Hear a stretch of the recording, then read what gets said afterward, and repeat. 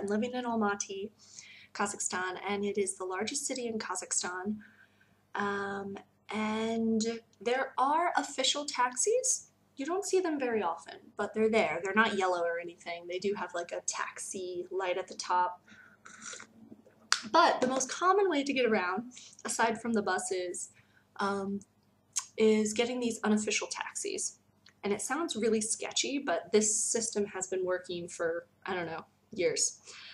So to get somewhere, you just stand out in the road, not in the middle of the road, but, you know, on the side of the road, put your hand out like, you know, just like this, just like that.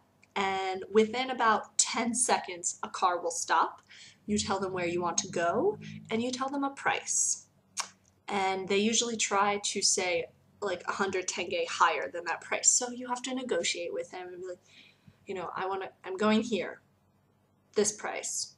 No, this price. No, this price. And then you start walking away, and then they're usually like, okay, studies, which means come sit. But yeah, you have no idea who these people are. Sometimes you don't know who's in the car until they pull up, and you know, sometimes the windows are tinted or they already have people in the car. So you have to communicate a lot with these taxis, you know, in Russian or in Kazakh. And you know, in the beginning I was so nervous because I'm like, my Russian is so terrible, but really all you need to know are the street names and the numbers, like the prices. Like the hundreds, because generally the average price is 300 tenge, 300, which is like less than $2 American. So I mean, really, the most I've paid in a taxi was 500 tenge, peso, which is like $3 maybe. And that's going from like one end of the city to the other end of the city. So it's really cheap to get around by the taxis. But sometimes I really hate that negotiating thing. It's like, ugh, especially if it's late at night. So I have to take a taxi 3 times a week when I finish work at this one school. It's like on the other side of town. The buses, here's the other thing.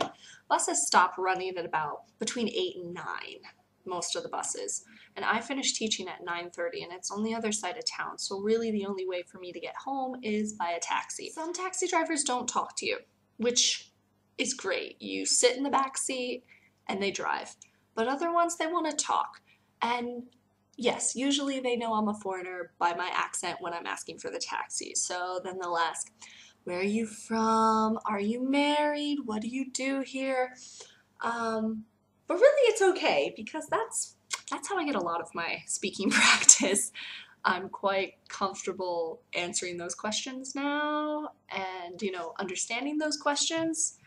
But the ones that kind of freak me out are when they ask, like, how much money do you make? Why does that matter? So some of them, they try to get, like, automatically they think you're a foreigner, you make a lot of money. Why are you here? You can be making so much more money in America. So I try to answer it like, no, I make the average amount. I would be making less money in America. In the beginning, there were a lot of guys asking me for my number. Oh, let's practice English, or oh, let's hang out. And okay, because I'm like too nice to say no, I did give my number out a few times in the beginning. I don't do that anymore, and actually they stopped asking. Some people have told me, you know, they knew I was a foreigner right away because I smiled too much. So I have this approach when I get a taxi. I try to keep a stern face, you know, just put my hand out like I don't care, and you know, like, abaya was about 300. 400. Нет, no. Walk away. So it's been helping if I just try to like have this stern face, and I have to say it quickly. I can't hesitate when I'm saying where I want to go. As annoying as it can be sometimes with negotiating the price and feeling kind of nervous or having to talk in the taxi, or I still get this satisfaction if I've had a successful taxi ride where I got the price I wanted, we had a conversation, not a creepy conversation, like I understood them, they understood me, and I get out feeling like, ha, I used Russian, yay! But yeah, that's really what taking a taxi is around here. You get in a car with strangers that are unofficial taxis. You have to negotiate a price, and you just kind of hope that they take you where you're going to go and hope that they don't think I'm a rich foreigner.